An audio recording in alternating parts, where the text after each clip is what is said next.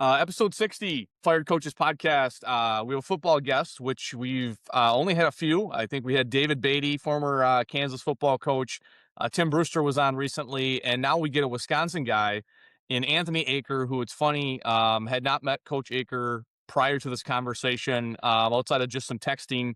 But there's a college teammate of his that I knew really well, and then also a guy he worked with at Carroll. And it's just funny how small the world is, and especially when you're in the coaching world, regardless of sport. So Anthony Aker, Coach Aker, who's now at Dayton, wide receivers coach, appreciate you joining the Fired Coaches podcast.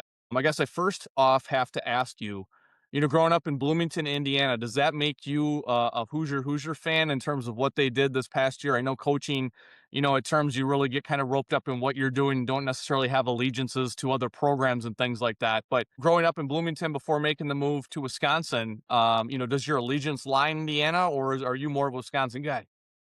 Yeah, I'm a diehard Hoosier fan. Hoosier basketball, which has seen our lumps the last 25 years, and flipping the script to see what Coach Sig and that staff has done with IU football has been nothing short of amazing. I mean, I can remember youth football jamborees, at Memorial Stadium, and then getting to stay for the game afterwards, and the youth football program kind of being the largest contingency there for the entire game. My mom worked at the IU library, my aunt worked at the pharmacy, and so but yeah, just to see where the program is right now and undefeated national champions, like, that's special, man, and so I was pumped. We actually had our banquet the night of the game, and just to be able to go check it out, I was with Coach Andrews, Coach Bose, Coach Horcher, some of our staff here, and then got to finish up watching the game at home, and I definitely jumped off the couch. I was excited. It was a pretty cool deal. Yeah, it's kind of, I mean, honestly, again, anybody who watched, college football, Big Ten football, whatever it is, right? It's kind of hard to kind of pinch me moments even for people. But again, I mean, what an awesome opportunity. What a great job. Like you said, Coach Signetti's done. And so that's awesome. Glad to hear you're still a Hoosier at heart. You went to Brown Deer High School. Your first couple years, you went to Rochester Community Technical College in Minnesota. You're all region player there. Ended up finishing at Point, all WIAC player there. After your playing career, you instantly jumped into, being a student assistant, graduate assistant, a restricted earnings coach at Stevens Point. Getting into the coaching world, you being a decorated athlete, how difficult was that for you to start coaching guys that you knew really well, right? From being a teammate with them, but then also like holding them to a standpoint of where like you're really good. Like, hey, try to get to my level where you're also trying to figure out like, write yourself as a coach. How did that all go for you in those first couple of years when you were at Point? Yeah, it was certainly different, but coaching was what I always wanted to do. As you mentioned, growing up in Bloomington, you have Coach Knight there, right? You have Bill Mallory there, and then even the high school coaches. Coach Mo at Bloomington South, who won state championships with Rex Grossman. And getting to watch those guys play. J.R. Holmes, who's the all-time winningest high school basketball coach in the state of Indiana, was the high school basketball coach at Bloomington South. Tom McKinney was at Bloomington North. His wife, Pat, was my gym teacher. She taught me how to do everything from shoot free throws to jump shoot, right? Or jump shots, right? And so I had always been influenced positively by coaches. And then moving to Wisconsin, being in Brown Deer, getting to be with Mike Novak, Rob Green, Don Green, Andy Green, Sean Green, that whole crew, it influenced me heavy. I actually started out at Minnesota State Mankato. I played We football did. and Okay. basketball. I played for Jeff Jamrog. Jeff Sims was my wide receiver coach. Garen Higgins was our co-offensive coordinator. Spence Nowinski recruited me. Ken Gordon also kind of partnered in on that recruitment.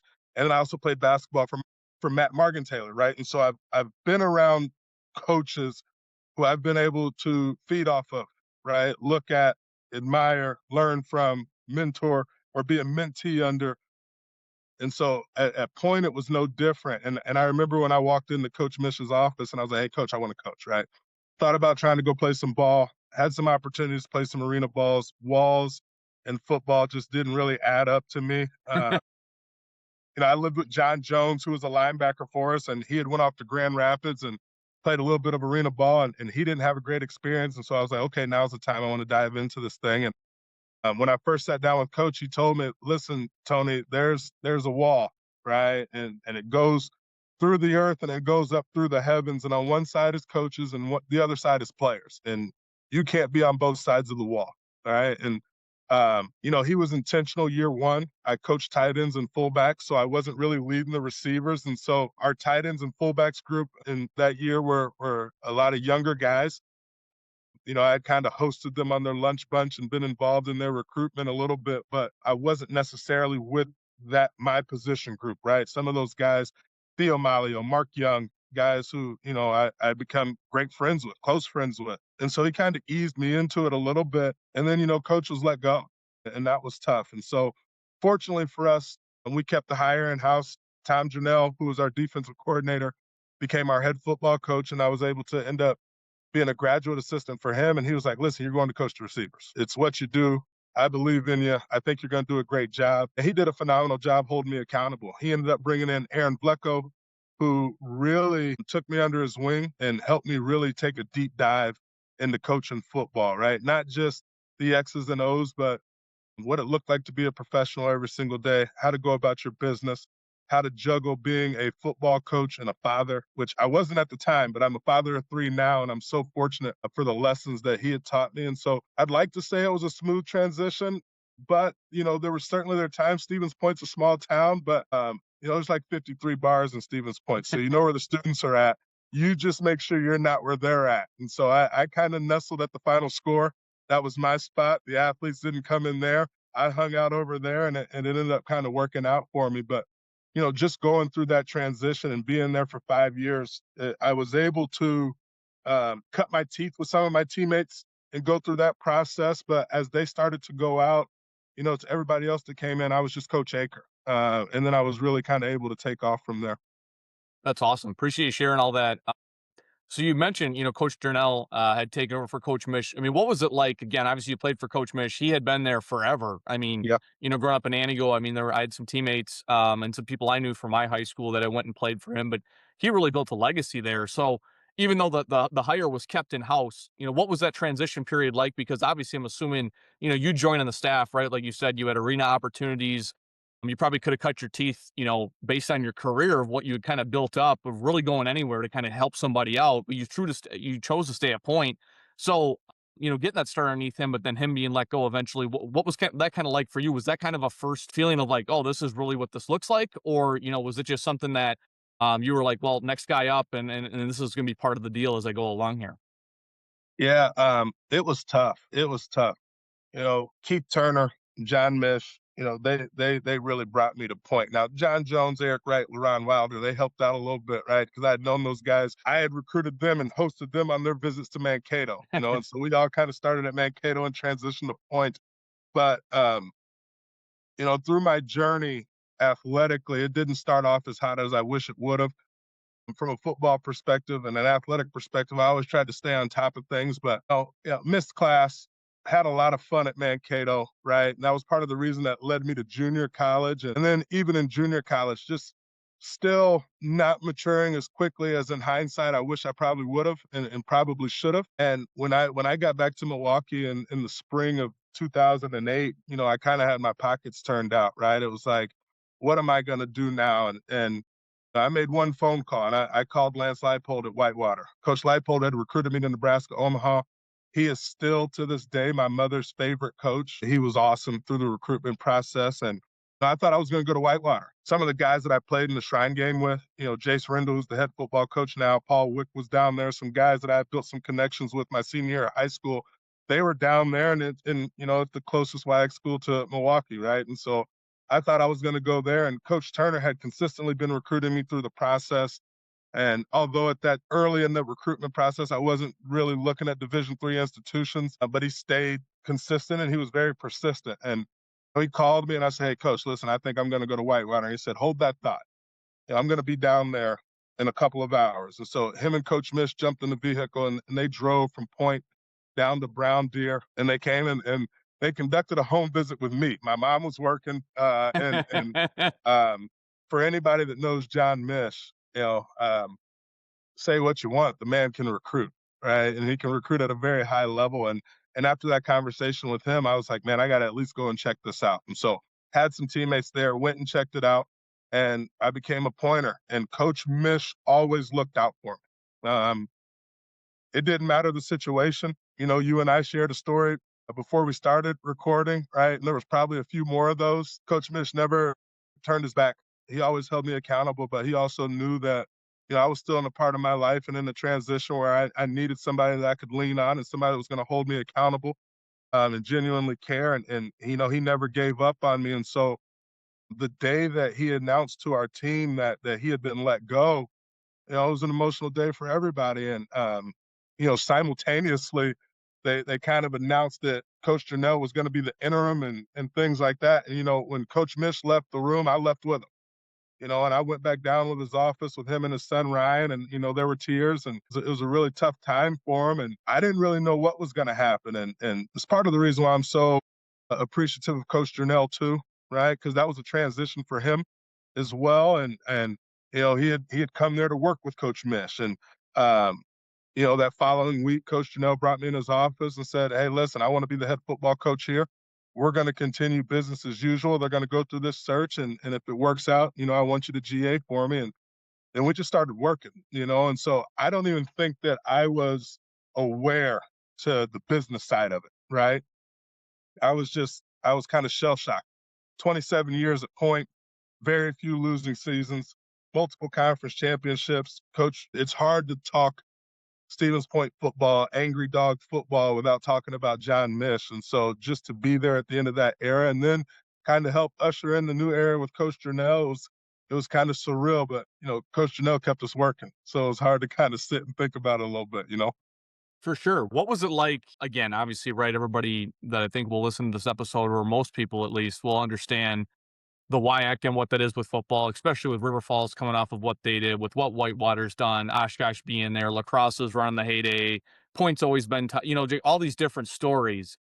So you go from being a player to being a coach, and how did you, as an individual, really push yourself to become as good as you could be? Like you said, you played the receiver position, right? But right away, you're not doing that, right? You're coaching fullbacks, you're coaching tight ends, you're coaching different position groups and things like that. So, how did you really kind of get better as a coach, specifically trying to develop your craft at such a young age? Yeah, it was leaning on the guys that were there. Coach Janelle he is a phenomenal defensive mind. He kind of cut his teeth at Miami of Ohio as a grad student in the cradle of coaches, Coach Jay being from Eaton, Ohio. And, that's when he really kind of linked up with Coach O'Grady and kind of did that deal. And one of the things that he always talked about was taking pride in being a lifelong learner. And it was something that I was able to kind of pull from him. And so I can remember many days sitting down in kind of this locker room or this office that was in our locker room. And Drew Burton was our offensive line coach. And Drew Burton just won a national championship this year over at Fair State. And Drew had played at GV. He played under BK. He played under Chuck Martin. He played under Jeff Quinn. And just to soak up as much knowledge from him as possible, right? I'm being with Coach Janelle, being with Coach Blecko. Eventually, Marty Costello joins, and Marty Costello has now won multiple Grey Cups as the offensive line coach of the Winnipeg Blue Bombers, right? And so I was fortunate to be around some career coaches who are all passionate about this game, all took unbelievable pride in learning, and most importantly, were incredible teachers. And so I tried to soak up as much as I could from them every opportunity that I could. And then I just went out and coached. Every summer, I was kind of on the Midwest circuit. So whether it was USA football, Minnesota Duluth team camps, and that's with Coach Weesey and Coach Larson at the time was there. I was running wide receiver drills with Noah Pauley and learning from him, going to the NDSU camp with Coach Polasek and those guys, doing everything that I could to continue to coach, to try to hone my craft. And then, knowing when it was time to just be quiet and listen and trying to soak up as much as I possibly could from everybody that I had the privilege to kind of be around and learn from.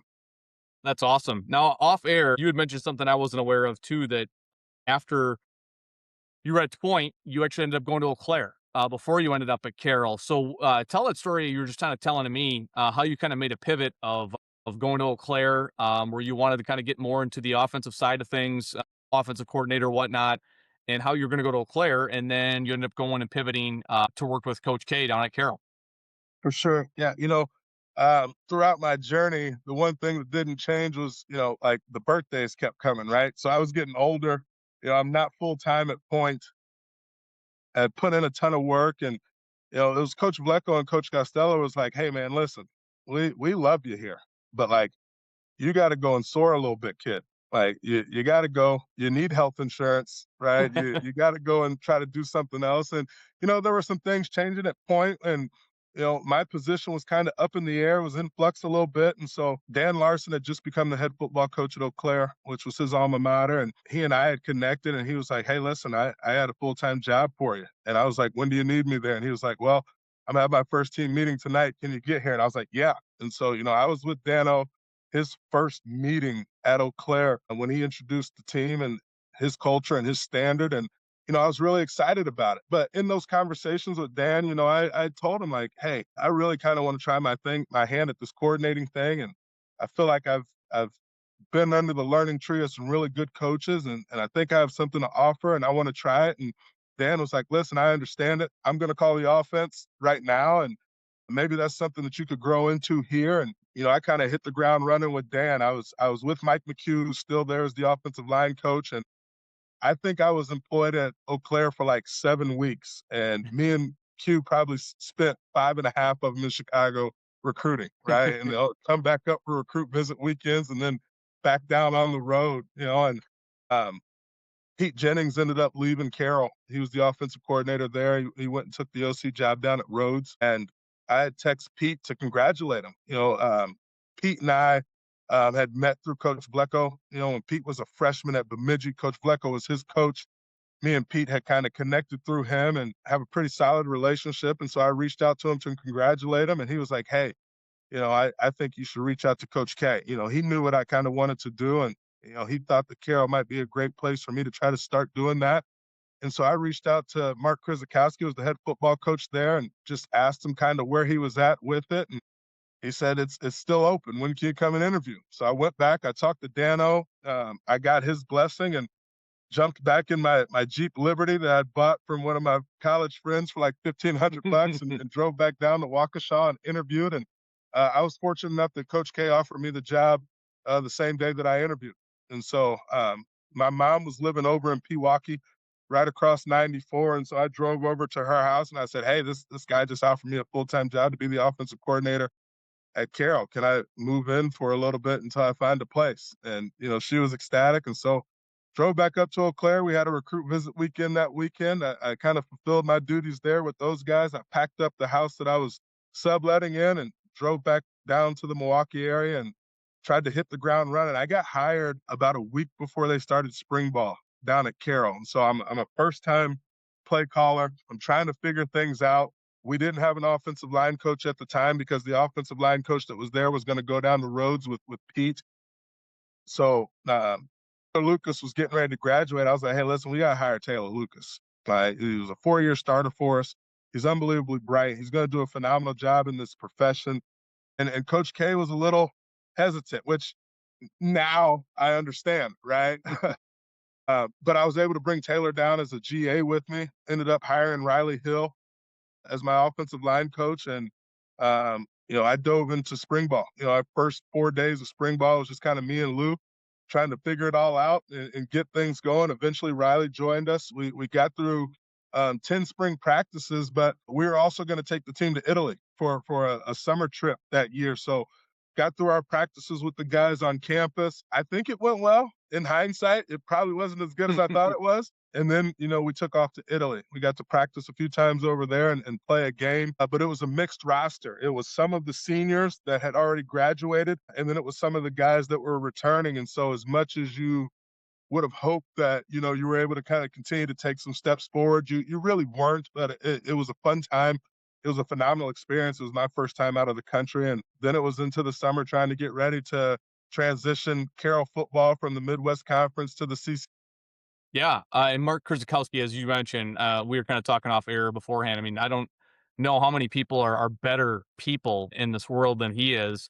I have to ask you because I was a GA at Carroll for Hoops in the 09-10 season. Were the offices still downstairs in the old film room at that time? Were the GA offices downstairs at that point? No, no. I don't know exactly what year they did it, but they Or they was that when the renovation was all done? yeah, an Okay. unbelievable renovation in Van Mel, and so the film room was still downstairs. A lot of the offices were upstairs, and so kind of kitty corner from the weight room. There was this back entrance, used to be a big stairwell up from downstairs, and that was the grindhouse. Excuse me, Oh, that was the grindhouse for the GAs, which was awesome. And when you think about some of the guys that were in the grindhouse, Taylor Lucas, Matt Sosinski, Connor Sanger, Elliott Fields, guys that were in there working their tail off, Brandon Knocktree, Andrew Danford, who's the D-line coach over at Hanover College right now. There were some pretty awesome guys in the grindhouse, so our GAs were down there, and then the football offices were a little bit down the hall. yeah, Connor Singer, who's now taking his steps in the NFL here. It's funny because yeah, I was downstairs and I didn't know that that renovation happened that early. I thought it was a little bit after that, but yeah, great place to work. And what did you see from making that transition? Obviously, I played high school football, but that's where it ended. So what was it like, going from coaching position, playing at a high level to now you're getting the opportunity to, call plays at a program that, like you mentioned, is going from the Midwest Conference to the CCAW at that point. Yeah, it was a little bit like drinking from a from a fire hose at times, just the natural progression, right? From, hey, you have a role and responsibility as a position coach. Coach Vlecko did a phenomenal job, always kind of continuing to add things to my plate to help me grow and learn. But there's no timetable with it, right?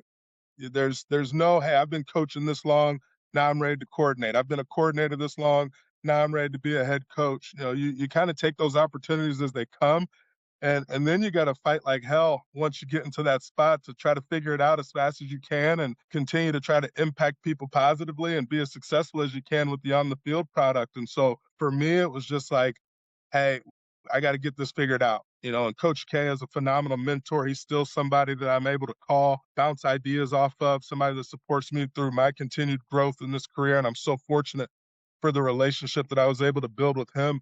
But not only was it, transitioning from a position coach to a coordinator, but it was also going from public institutions to a private institution. And you're a Wisconsinite, you understand it. I have a tremendous amount of respect for every head football coach in the state of Wisconsin that's at a private institution because it is an uphill battle. And when you are competing against the WIAC and the tradition and the successes and the talent level, right? It's an uphill battle. And so there was so much learning going on year one, right? From game planning to leading an offense to now managing other coaches, having to mentor your GAs, having to work with your offensive line coach, having to work with Coach K. And we're the only full-time coaches. It was Coach K, Coach Hill, and myself, and everybody else was a GA and intern, right? And so those guys were in class, those guys are working part-time, and we're doing everything that we can to continue to provide the experience that Coach K had set forth in that program, which I think if you ask any young man that played under Coach K, they had an incredible experience. They grew as young men, and they knew that they were cared for and loved. And in the Midwest Conference, they had some tremendous success. And now transitioning into the CCIW, that's it's kind of like going from the MAC to the Big Ten, man. It's a different deal. And we also transitioned right as North Central was really starting to take giant leaps. When Wheaton was still really good, Illinois Wesleyan was competing for conference championships. Augustana was just coming off of tying for a conference championship. And so we all kind of got threw into the fire together right there. And not to mention that, we had Lakeland, who was coming off of, back to back to back, I think, NAC championships and UW lacrosse in the non-conference. And so it was like drinking from a fire hose sometimes. But we had great young people. It was kind of crazy. When I walked into my first team meeting at Carroll, the one familiar face that I saw was Colton Bailey. Colton had been a freshman quarterback that previous fall at Stevens Point. And, he was one of, few too many quarterbacks in the room, and his older brother had played at Carroll, so he had transferred down there. And so, being able to see Colton, it kind of helped because so much of what I was doing was things that I saw Coach Vlecko do in that offense and Coach Costello at point. And, I think year one, I was trying to do my best Aaron Vlecko impression.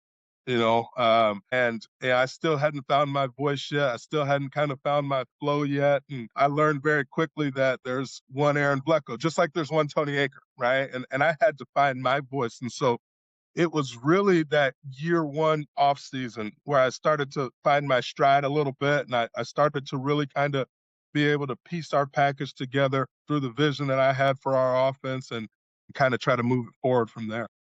Yeah, talk about that recruiting because again, I think you hit it spot on, right? Obviously, I worked 1 year at a public institution in Wisconsin. The other 11 were private school, and what I always found is it's so tough to get parents to understand the scholarship. At the end of the day, right? Like, private school, it might be more expensive, but actually it might be the same. It might be cheaper depending on the family's circumstances. But to get them to understand just the process of here's what the scholarships are, here's how they work, as opposed to here's state tuition, and this is what we pay. And I always found it actually that much more tougher when we tried recruiting players to the private school where their parents had been, graduates of Stevens Point or graduates of lacrosse or graduate of Milwaukee and one of Oshkosh or whatever, where it was like, they just didn't either want to listen or didn't really understand and really wanted their kid to kind of follow the same route as they did. So again, trying to, like you mentioned, the North Centrals, the Wheatons, Augustanas, the entire league, Elmhurst, making that transition and then trying to pull Wisconsin kids, but also obviously dipping into Illinois, were you guys like, was it mass mailing? I mean, how did that kind of go about when you were kind of targeting kids where it's like, hey, we need quality, but we also got to have some depth here as well, too, going against some of the big dogs here in the CC?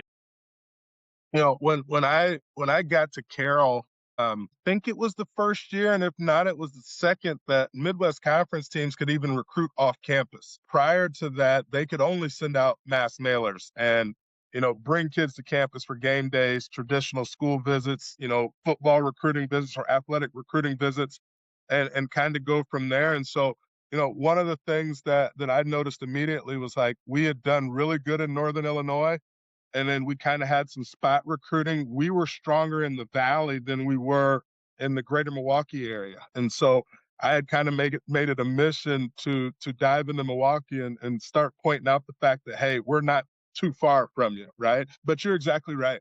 You know, you have to explain so much more, and quite frankly, at times you're viewed just a little bit differently. There was never really a time that we walked into a school when I was at Stevens Point where we couldn't see their best players. If a kid wasn't committed to a Missouri Valley school or was a high major kid, we were able to sit down and get in front of them. That was not the same at Carroll. In fact, Even with I'm kids that sorry. were, even with kids that were maybe getting partials at MSIC, you could still maybe get in front of them. Oh, without question. I mean, the state league is littered with Division two kids, without question, littered with them, right? And so, it was easy to walk into a school and talk to the kid that you wanted to, and being at Carroll, it made me a more thorough recruiter, right? Because you had to have a plan, right? And that first 5 minutes talking to a kid, you had to get them to not just look at the sticker price, you had to explain a ton of things to them in a way that they could relay it to their parents because you're exactly right.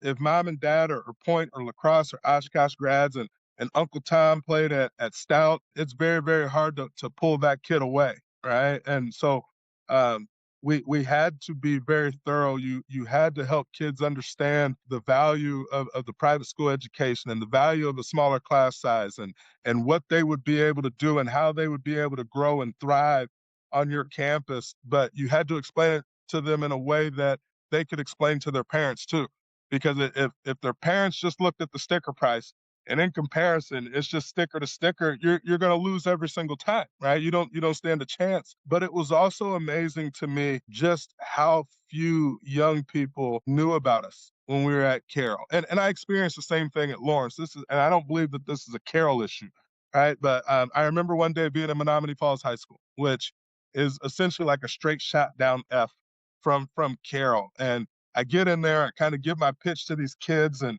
I pride myself on being a solid recruiter. And the kids seemed like they were excited and they were smiling. And this kid was like, "Yeah, coach, I want to visit, man. I kind of want to go through this. Like you talked me into it, but can you tell me where Carol is?"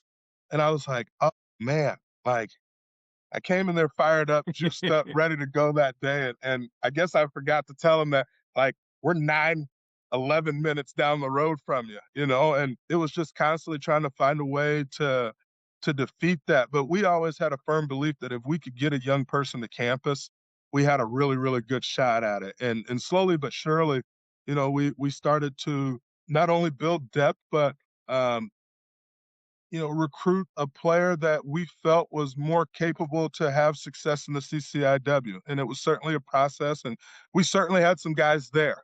We had some guys in house already that were going to be able to compete. But that first year at Carroll, by game 5, I had 4 freshmen and a sophomore starting on the offensive line, and we were kind of moving forward that way. And, we had some guys get banged up and some guys get hurt. And quite frankly, I think we had some guys that, for the first time were like, whoa, yeah, this is completely different from what we had just experienced. And even with me a little bit, I think it was a little different to how the approach was.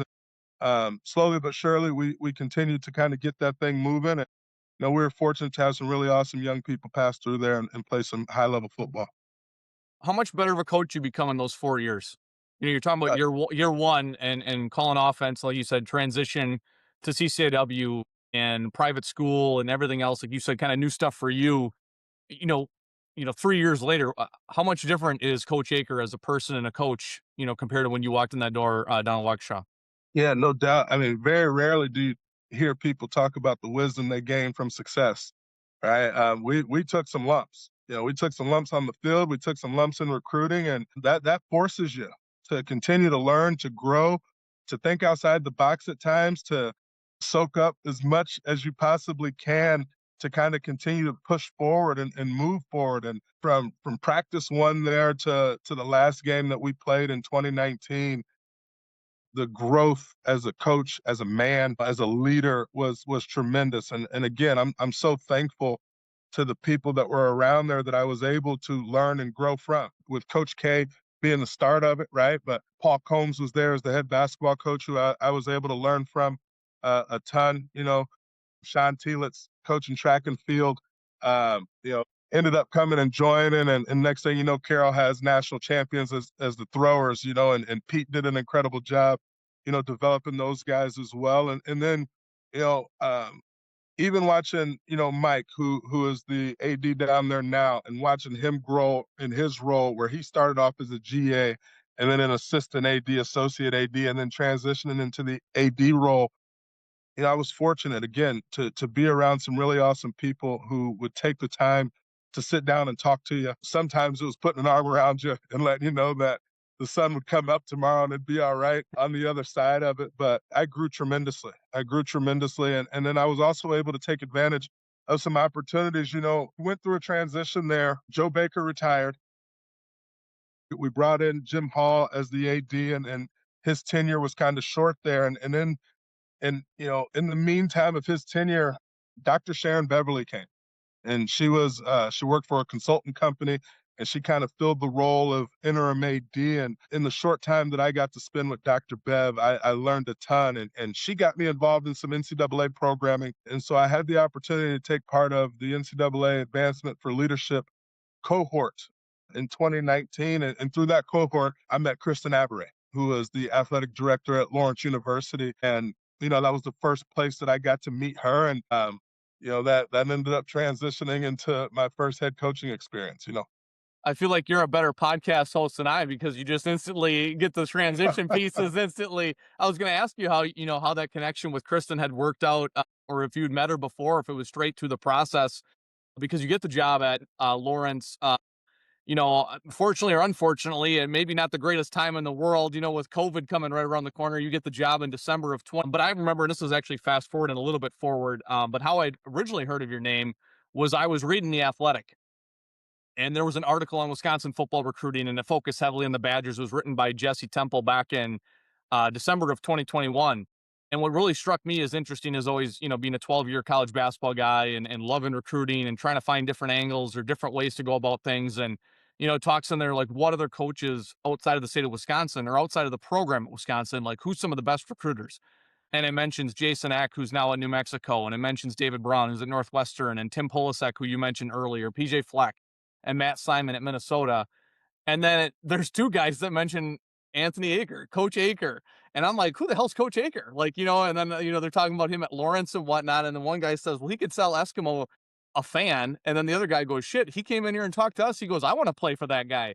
And so instantly, like you said, with recruiting, like obviously you were trying to figure things out, but obviously you've done a great job of recruiting yourself. So in terms of getting that job at Lawrence, was it really that relationship with Kristen, or did you, recruit the job, or was it just kind of right time, right place based on your experiences at Stevens Point and Carroll and everything else moving forward?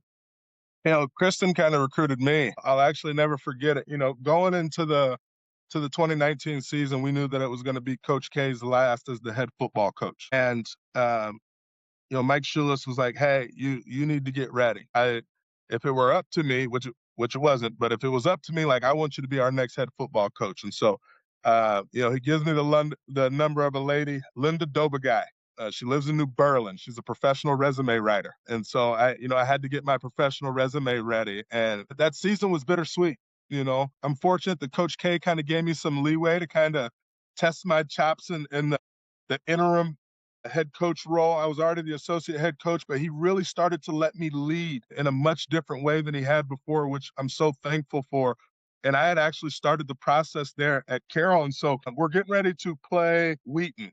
It's a Wednesday afternoon. We got about 45 minutes before practice, and my office phone rings. And I pick my office phone up, and it's Kristen Abra.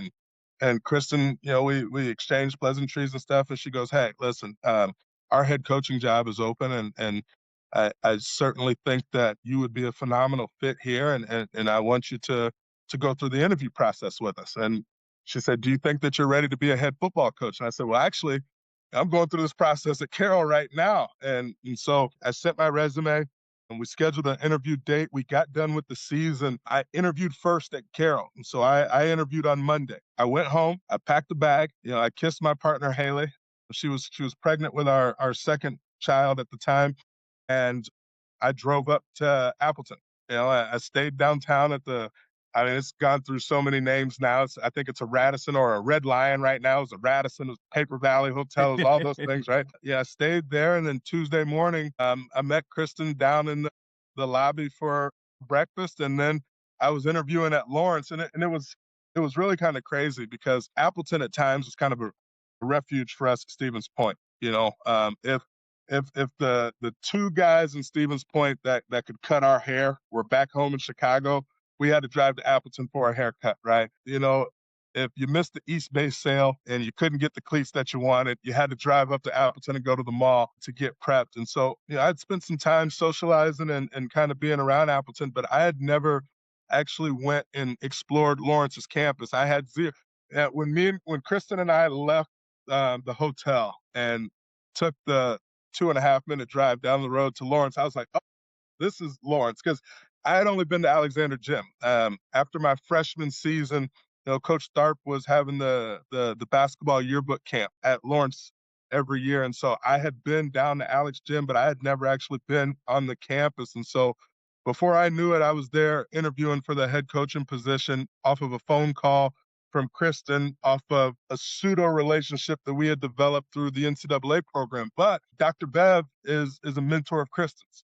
And so I'm sure that Dr. Bev had a ton to do with connecting Kristen and I when it came to interviewing for the head job over at Lawrence.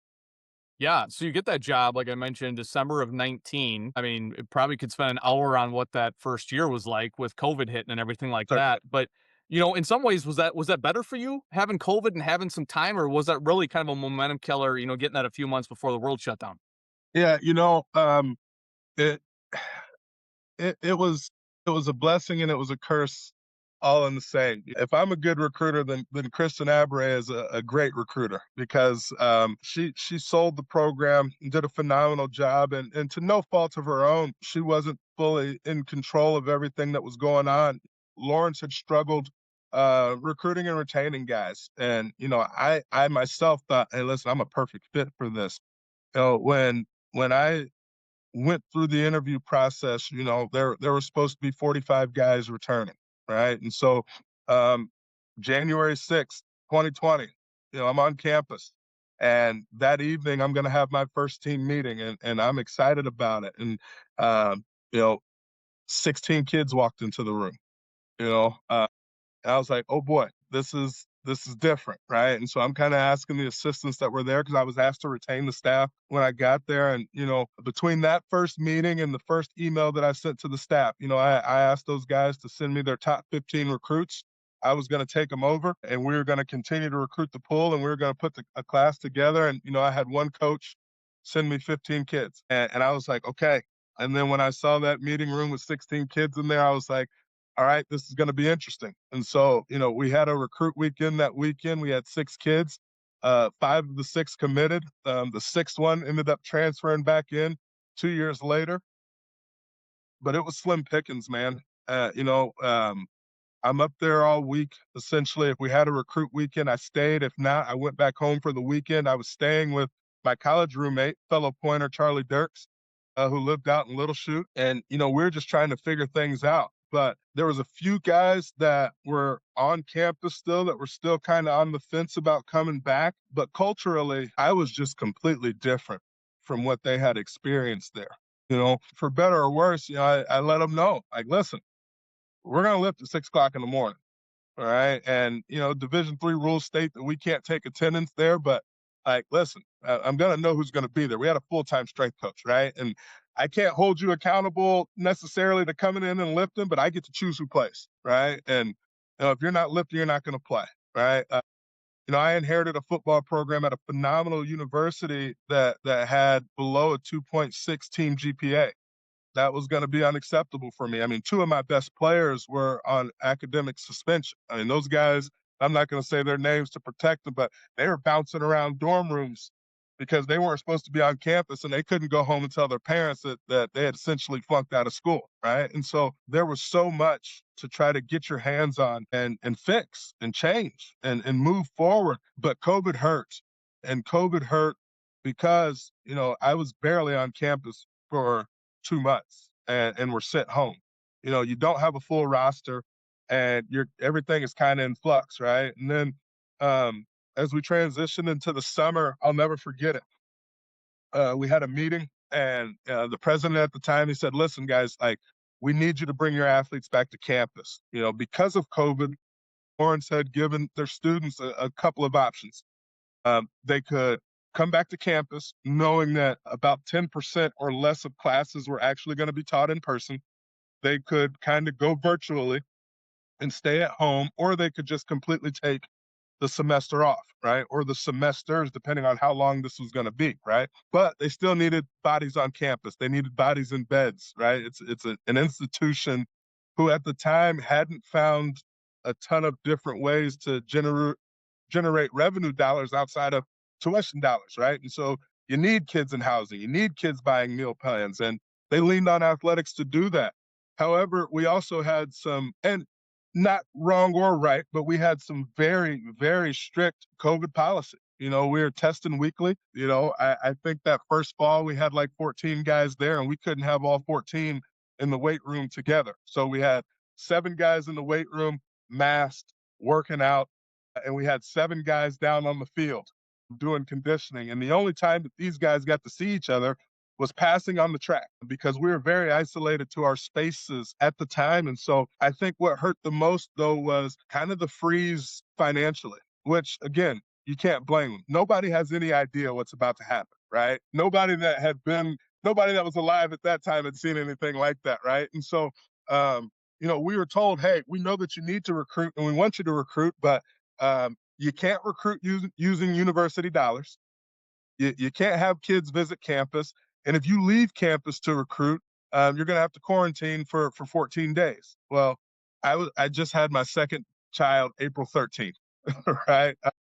I wasn't going to be able to go and recruit spending our money, right? I couldn't do it with the campus, but we also had the responsibility to the young men that were on campus, right? And when you think about some of the retention issues that we had, the young men that I did have the privilege to talk to, a lot of it was about connection.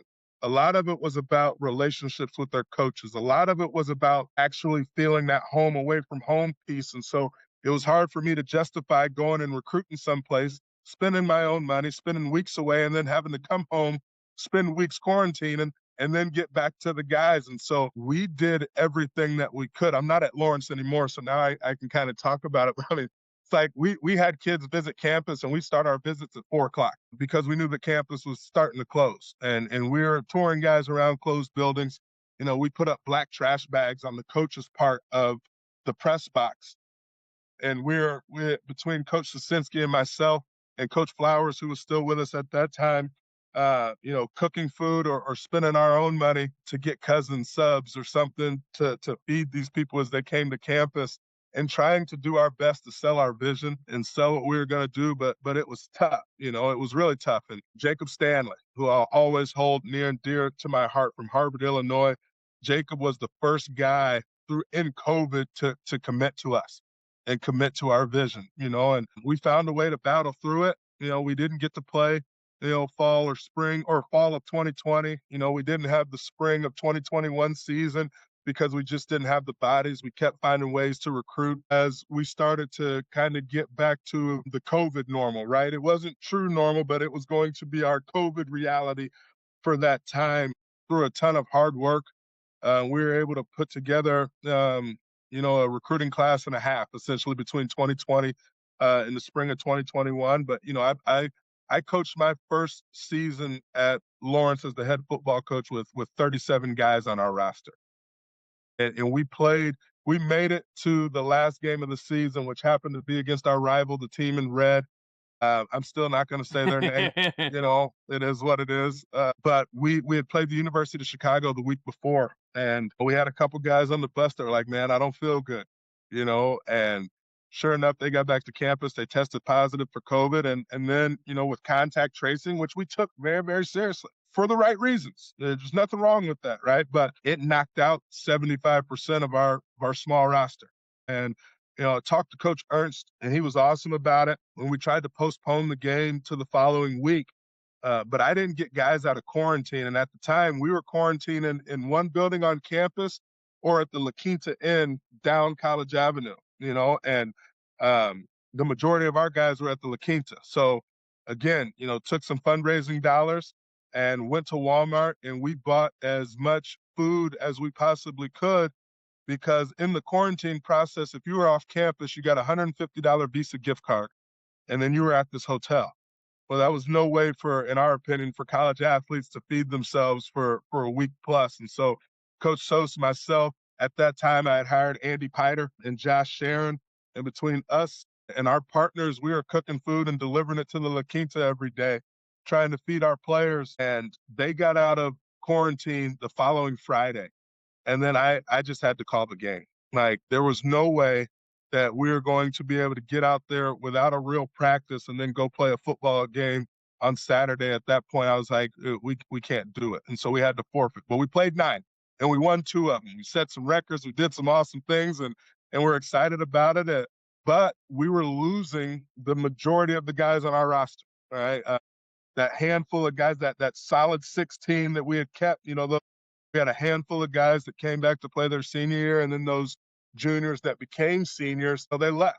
So they graduated. Zach Adams went to grad school. Tanner went out and started working. Eder Bellegarde grad transferred and did some things, and so then we had to go recruit a whole brand new host of guys and get ready to play the 2022 season with 95% of our production coming from first-year guys. Yeah, explain. I mean, that's insane, and you're bringing back some stuff, because that was my last year of coaching, was kind of that COVID to COVID transition of like the new normal, like you were talking about. And I wasn't able to actually coach the rest of the season because I wasn't on campus. I was part time, had to test, couldn't test, all the stuff, right? Like you said, there's definitely things there that, like you said, you did it for the right reasons, right? The quarantining and trying to help out, and you're buying food for guys.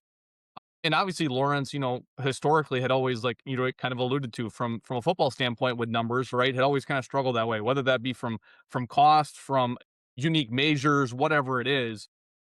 What do you take away from all that? Like, you were walking into a situation that was going to be difficult, right? In terms of, like, Yes. I'm taking over this program that, like you mentioned, right? 16 guys are showing up. That's pre-COVID, right before it hits, to now having this, like, well, any decision I make here, if I go off campus recruiting, now I can't actually retain the guys that are actually going to be here, right? You gave all those examples of like whatever I choose, I'm going to lose something here, right? Because like I have to choose something, but like I can't have the best of everything because, because of rules, because of the way the world is, whatever it is at that time. Like, looking back, and again, obviously not ideal situation at all. Is there anything that made you better, made you more patient, made you more, whatever word you want to throw in there, that going through a shitty of a time that was, anything that really, benefited you or down the road now as you look back and reflect on things? All of it, all of it. You know, I mean, from day one, you walk in with this plan, right? And it's like, hey, we're going to turn 44 into 69, 70, and we're going to go out here and we're going to do this. And immediately, you got to change plans, right? I had to fire somebody. I had never done that before. I mean, I had them come meet me at 8 o'clock in the office. I let them go, and then I went home like ill the rest of the day. I felt terrible about it. It was the craziest thing ever. I had to hire people for the first time. We talked about recruiting to Carroll. You multiply that from a difficulty standpoint by 100 at Lawrence. I mean, And trying and to what reasons was that? I'm always interested because again, Lawrence, like I said, from football, like their numbers have always been low, like regardless of who it is. And it's very unique to me. And again, like there's a lot of prestige there from over the years. And like you mentioned, John Tharp like did amazing things with basketball, right? And that run that he had. But like what is so unique? And I think this will give guests even a good listen of like, because people they understand Division 3, but they always think like it's like yeah, CCW, it's like the highest, and it's not like, what about these niche private schools where it's like, let me give you a little insight to like what really goes on there, and it's not that to bash those schools, it's just like here's the different challenges we have to work with. for certain. You know, first and foremost, it's always going to be cost, right? I mean, the cost was substantially different, especially from the state schools, right? But even many of the private institutions, and they always talked about like institutions. Well, there is no like institution in the state of Wisconsin like Lawrence. Okay, from an academic standpoint, and they are and they have been the number one liberal arts school in the state of Wisconsin for quite some time, and they have always stuck to those guns, and kudos to them because the academic experience and what those graduates are able to do is tremendous. All right. Every single young man that we graduated in my time at Lawrence either walked across the stage with a job in hand, were accepted to their number one choice of grad school, or were planning to do something in those next steps that was going to allow them to accomplish their dreams, right? Which is huge, which is huge. But the cost was the cost, and they weren't gonna move from that, right? And in so many instances you hear, especially at the Division 3 level, um, about playing the game in financial aid, and Lawrence didn't have a structure in place to be able to do that, right? And so that was difficult. The reputation of Lawrence um, is so far from athletics that many people just really don't understand. The amount of people that don't understand that it was the number one academic liberal arts school in the state of Wisconsin, right?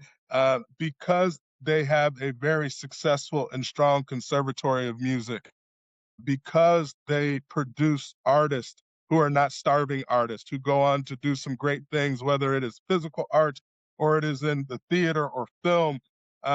They kind of fell into that niche of that's an art and music school, right? The amount of times that I had to have this conversation with peers and with people in the community and with recruits was tremendous. Lawrence is the first job I ever got where I had more people call me and tell me I was crazy than they called and told me to, congratulations, right?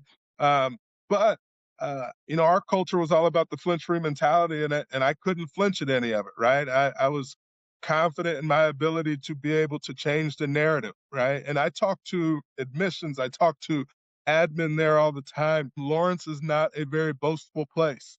And so for me, I'm like, hey, we need to scream from the mountaintops all these successes that we have and all of these things that our students are doing and the experience that they can have on our campus and the value of a liberal arts education and a residential education. Um, but that didn't always happen, right? And so you're battling. You're battling constantly. And then the fact that we at Lawrence, we just didn't have a footprint anymore in the state of Wisconsin. You know, prior to accepting the job, I was in Oconomowoc High School, and Coach Mailing had just gotten back to the area, and he was coaching at Oconomowoc after having been coached at Arrowhead. And I remember talking to him, and he had mentioned something that one of his assistants, who happened to be a Lawrence football alum, said about Lawrence, and it was quite negative.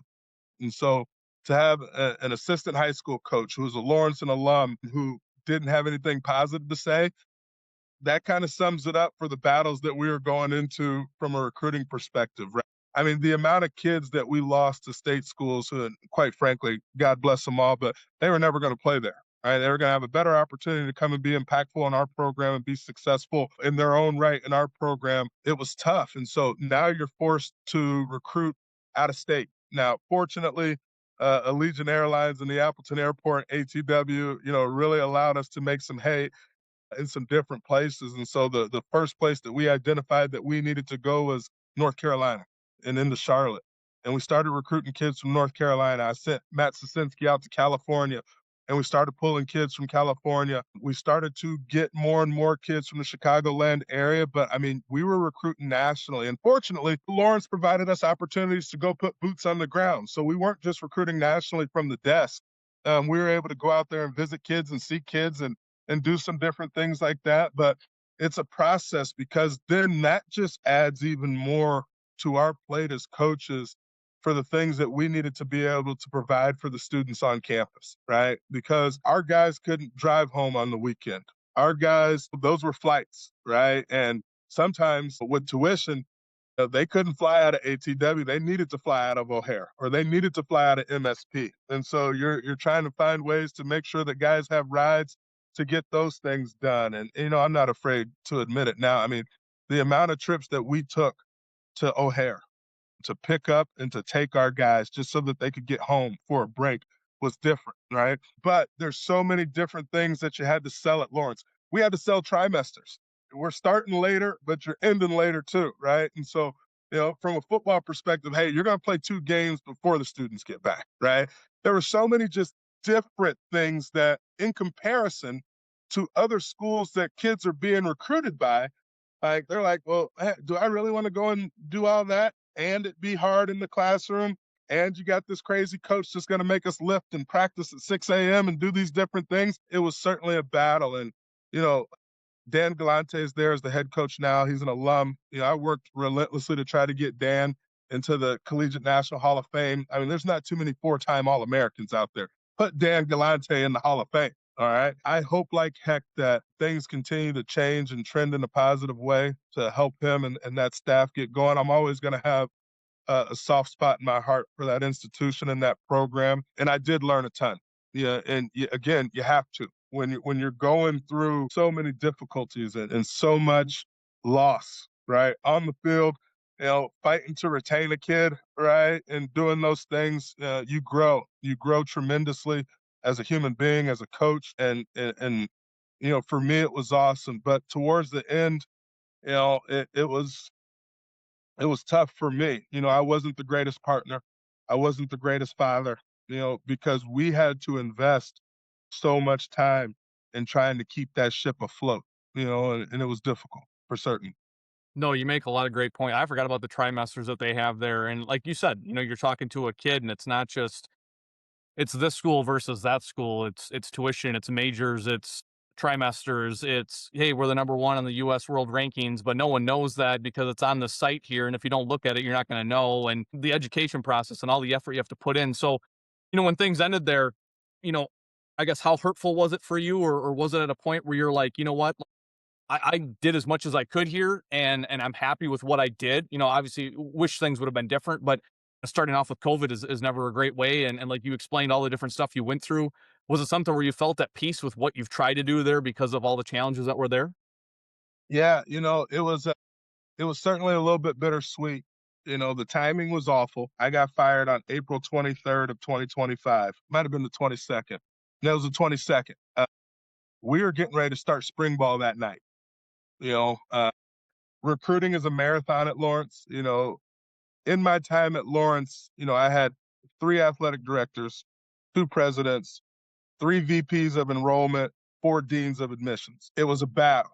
And, numbers was huge, right? And it was all about numbers. And, we consistently got to the numbers. We never got to the numbers in the time I think that they wanted us to get to the numbers, but we always found a way to get there. But, we were gearing up for spring ball. We were going through the process, right? It was going to be me and Coach Sosa. Yeah, we had 2 coaches leave.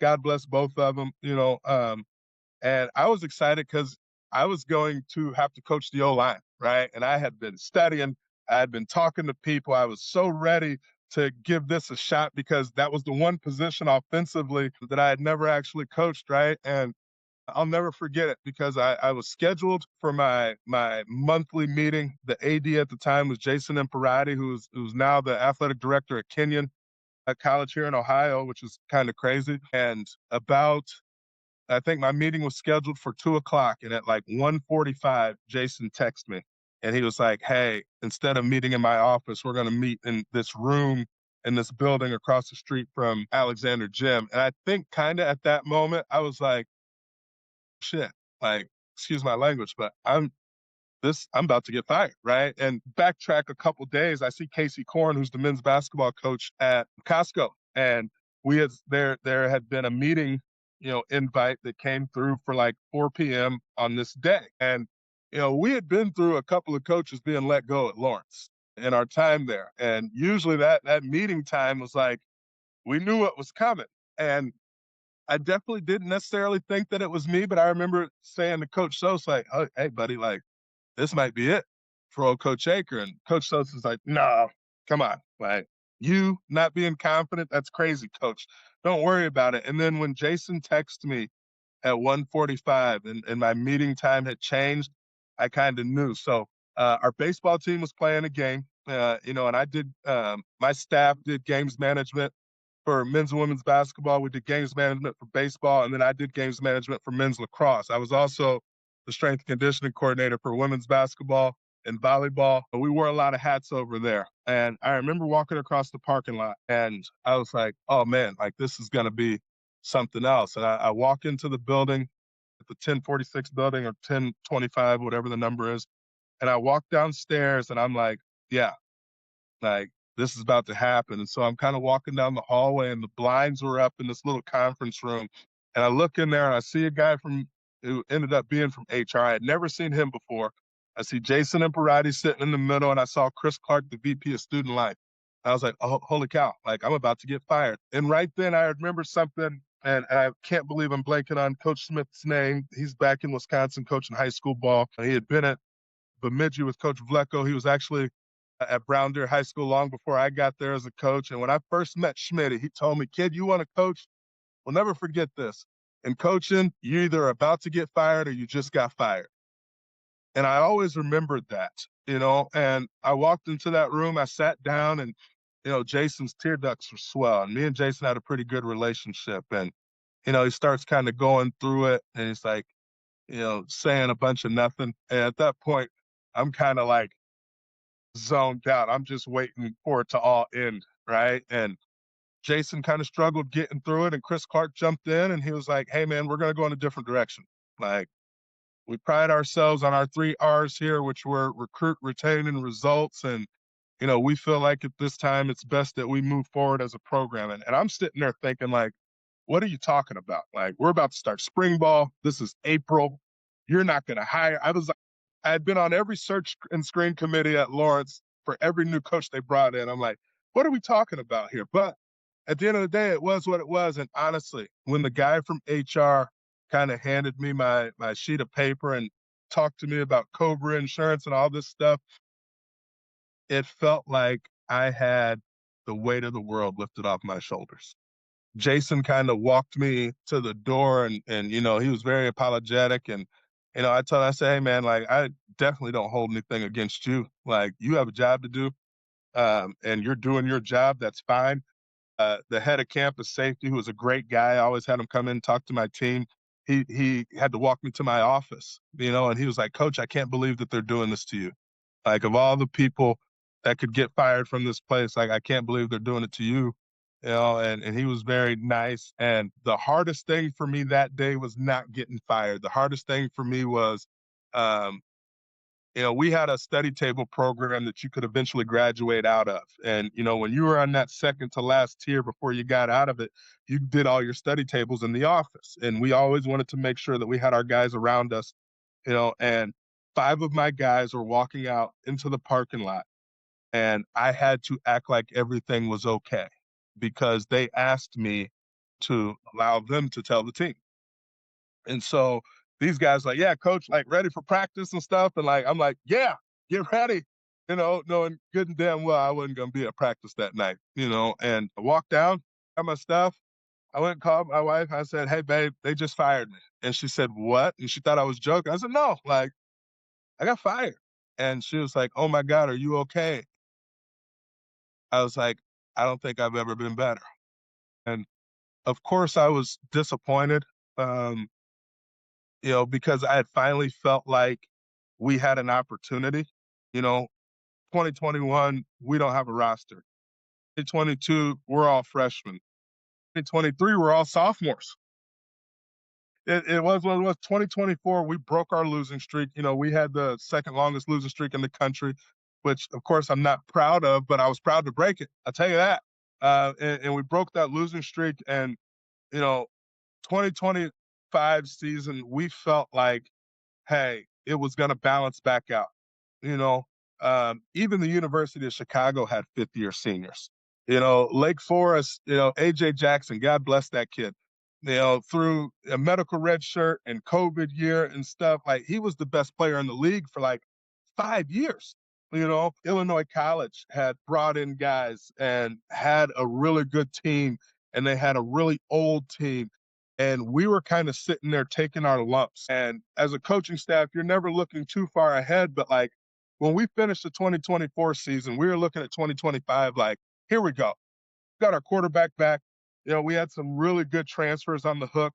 I thought that I was going to have the two best tackles in the league between Daniel Hawkins and Aristotle Henson. Aristotle was a Division II full scholarship kid that only transfers to us because his best friend goes to school there, and he was an aspiring rapper, and he could use all the recording studio stuff for free, right? Like, and he was a guy. I mean, 6'3", 275 pounds, strong as an axe, moved better than some of our skill guys. Like, we were really, really excited, and we were going to be junior and senior heavy. And I get fired the first day of spring practice. So there was certainly some disappointment, but I was more disappointed for the guys because I knew what we put into it. I knew what we put into the experience. I knew about all of the 2 a.m. phone calls when a guy was homesick and I was getting out of the bed and driving to campus and one-on-one with that kid. I remember all of the driving around town conversations with young men who are struggling in class or struggling with finances. I remember, picking up and dropping dudes off. We had a McDonald's gang. We worked at 3 different McDonald's in Appleton. I mean, 85% of my roster worked while being full-time students and full-time college athletes to pay to go to school there because their parents couldn't just write them a check like some of our other sports teams' parents could do and some different things like that. And I knew that it was going to be different with their next staff, regardless. It was going to be different. And I wasn't certain that those guys were going to be prepared for that. And we had developed some really strong relationships. Personally, I was relieved because, again, I wasn't the greatest father. I wasn't the greatest partner. I wasn't taking care of my body the same way, but I felt for those guys, and the NFL draft was coming to Green Bay. We were signed up to do fundraising. Um, that night, I think at 4 o'clock, they had that meeting with the staff. 5 o'clock, they met with my team. And, my team walked out. When they announced that I was fired, those kids got up, they started yelling, and they walked out. And my phone starts blowing off the hook. And, I told them, listen, don't worry about me. I'm going to be all right. Right. Through the grace of God, I'm going to be fine. Right. What I need you guys to do is finish the journey. All right. All those juniors and seniors, like, listen, you need to graduate. You need to finish. Like, trust that whatever staff they bring in there is going to help you guys continue to take those steps, and like you guys need to stay and try to do it. And a few guys left, but a lot of them stayed. And so, in working the draft, I'm jobless, right? So I call the security company. I'm like, hey, can I work this on my own? Because like I got 3 kids now.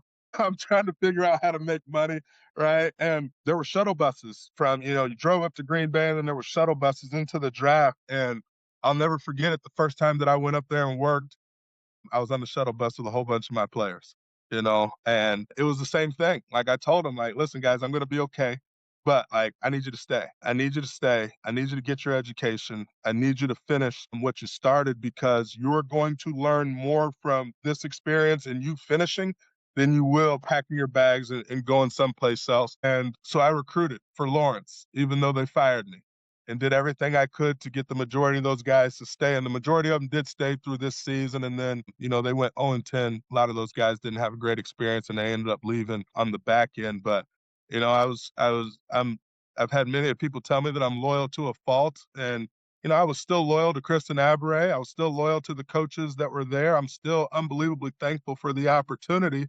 And, I was loyal to those alums. When I got hired, I told them that I wanted to build a program they could be proud and boastful of. And I knew that if there was a mass exodus, that was going to be very hard. So I did everything I could to try to keep it, from bursting at the seams. But for me, I was relieved, brother. Like I went home, I played with my kids. I woke up the next day and that's when it kind of hit me.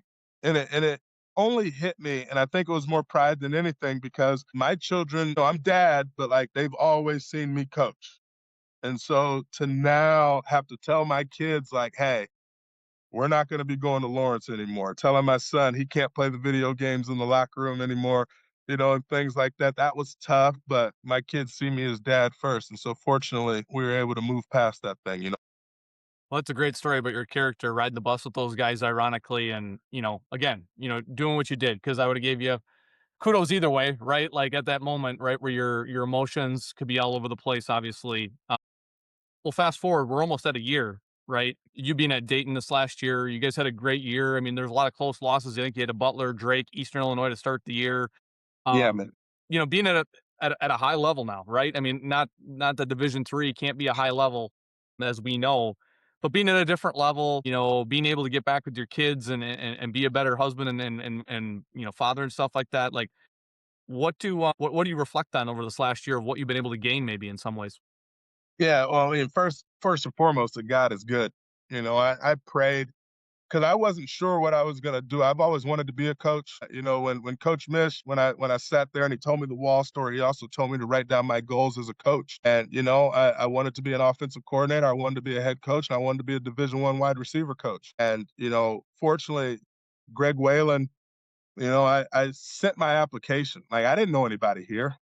Coaching. Like very rarely are you just sending an application and going through the process, right? And so I sent my application in, and Greg Whalen, who's our offensive coordinator, um, he ended up reaching out, and I got to interview here. And once I interviewed, Mike Orts at the time was our quarterback coach, pass game coordinator. He's a St. John's guy. Greg, being a North Central alum who started his coaching career at the Division III level, and then being in the PFL, where we're non-scholarship FCS.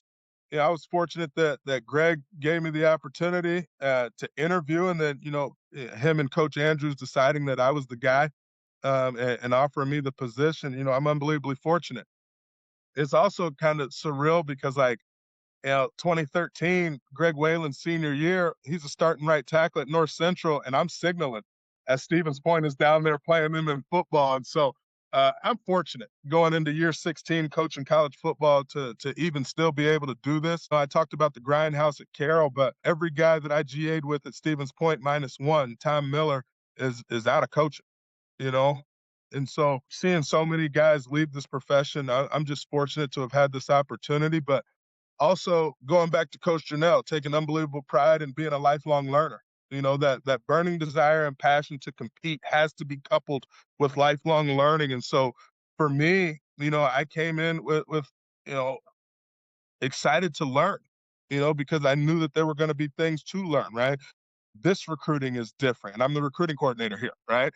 And so learning Division I compliance and learning how we recruit here at UD, being so fortunate to be under Coach Andrew's wing, who for the majority of his coaching career has been at the FCS or FBS scholarship level. And so being able to learn under him, being here with John Bowes, who I think is the best defensive coordinator in the country, and watching him go from having the number one defense in the country, losing a ton of guys, and then putting the product out there on the field this year where we had tremendous, tremendous defensive efforts.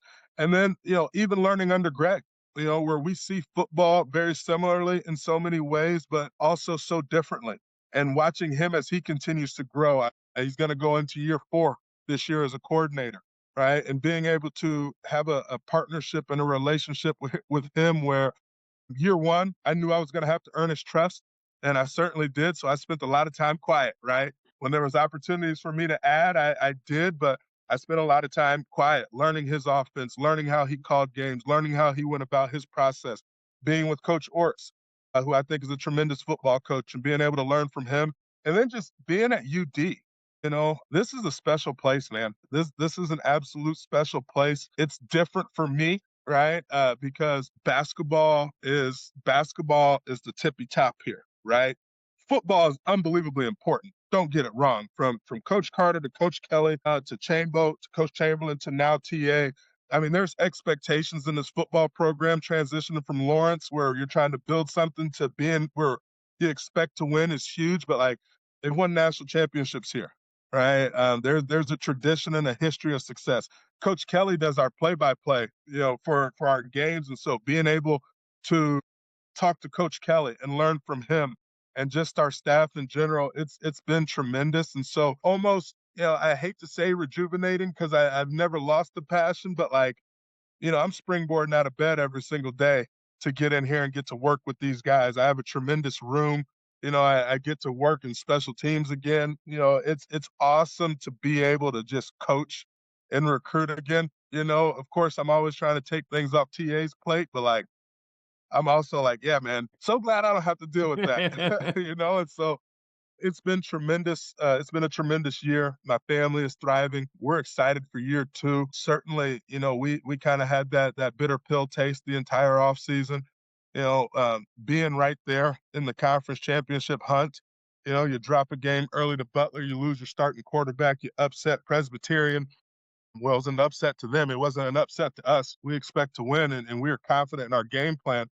But, multiple weeks, we're right there still competing at the top all the way to the end, and then we drop a tight one to Drake late that kind of dashes the conference championship hopes. But, we're returning a heck of a roster with some phenomenal young men who are passionate about this place, passionate about our program, work their tails off, and we are unbelievably excited to get it going. But, we just finished practice 6 in spring, and we're getting ready to go on spring break, and my knee is shaking to get our guys back to finish up spring ball, and it's going to be an interesting summer for me. Hopefully, LJ's Little League, Shimmy Soccer kind of tones it down a little bit because I'm itching to get back out there this fall, without question. That's awesome. Well, hey, I appreciate you jumping on, Coach Aker. It's been fun to get to know you, know your story, and excited to kind of see where things go for you in the future. Seems like all good things because again, you've had some experiences that I think very few get to kind of see the whole COVID ring and being a head coach and going to a situation that was already going to be tough to build up when you get there. And so hopefully all the things that were kind of struggles and things like that are in the past for you, and everything is bright here in the future. But appreciate you jumping on and sharing your story. It means a lot. No, I appreciate you having me, man. And I'm fortunate. God is good. I continue to pray every single day for his blessings and trying to follow the path that he sets before us. And that path led us to Dayton, Ohio. And I'm certainly excited to be here. Thank you for having me on, and go Flyers.